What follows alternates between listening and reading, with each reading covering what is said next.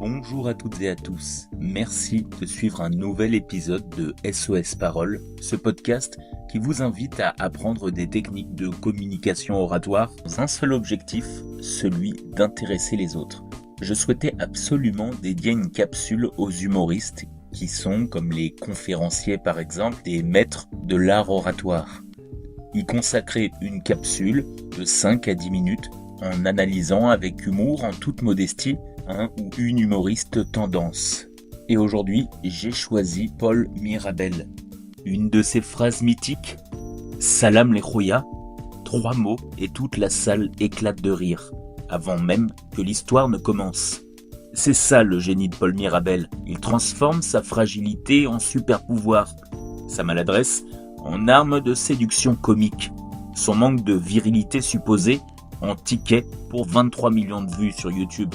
Aujourd'hui, on va décortiquer le style d'un des humoristes les plus doués de sa génération pour raconter des histoires, Paul Mirabel.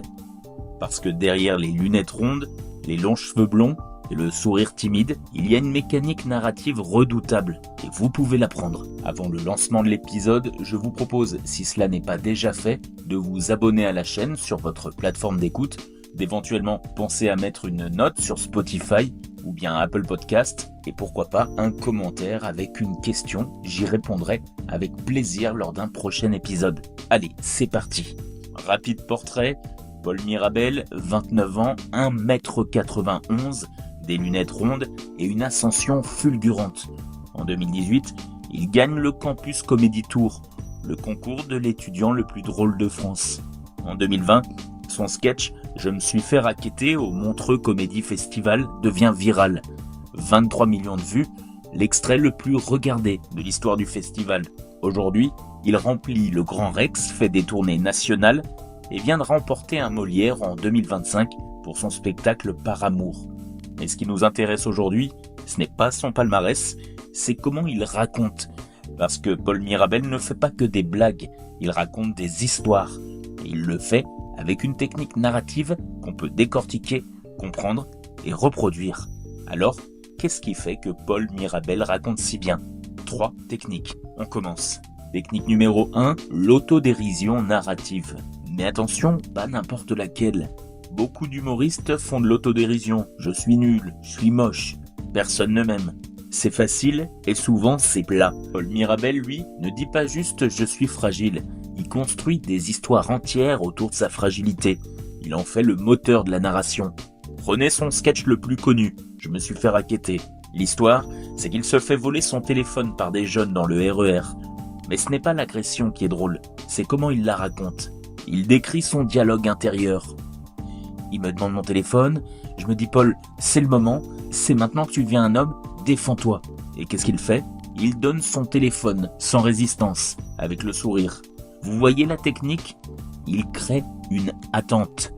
C'est le moment de devenir un homme, et puis il la déçoit volontairement avec une lucidité désarmante.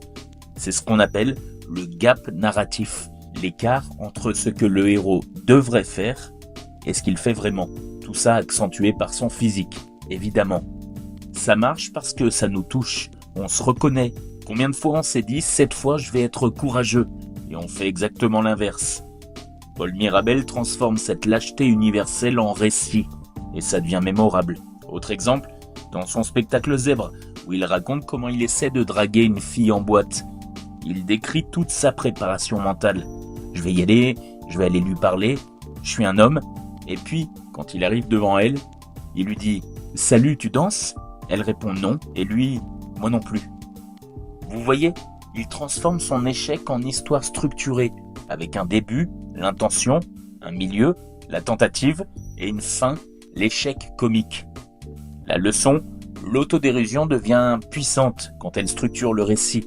Pas juste « je suis nul », mais « j'ai voulu être courageux, j'ai échoué et voici comment ». Technique numéro 2, la vulnérabilité comme porte d'entrée. Paul Mirabel fait quelque chose que peu d'humoristes osent. Il commence ses histoires par sa fragilité, pas par sa force, par son doute. Ça casse un code narratif classique. Normalement, dans une histoire, le héros est fort, ou du moins, il aspire à être fort.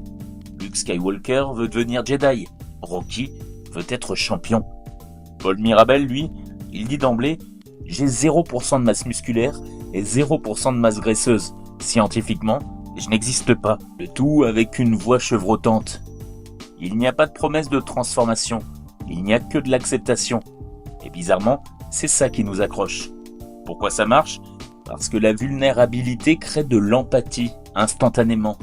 Quand quelqu'un se met à nu émotionnellement, notre cerveau baisse ses défenses.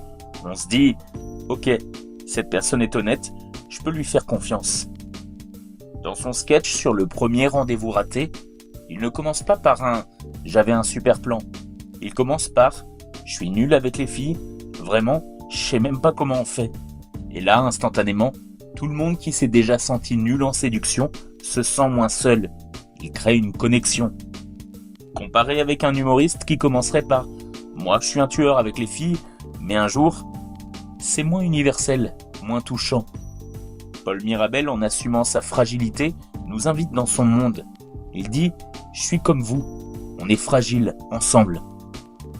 La leçon pour vos propres histoires, vous pouvez commencer par votre vulnérabilité, pas par vos réussites, par vos doutes, par ce moment où vous vous êtes senti petit. Ça crée une connexion immédiate et ça donne envie d'écouter la suite.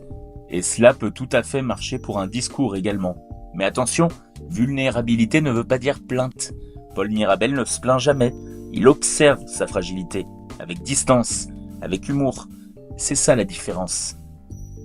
La technique numéro 3, et celle-ci, peu de gens l'ont remarqué, Paul Mirabel structure ses histoires comme des morceaux de rap. Dans une interview, il a dit « Je suis fan de rap, notamment d'Orelsan. J'aimerais construire mon spectacle comme un album. » Et c'est exactement ce qu'il fait. Le rap, c'est quoi ?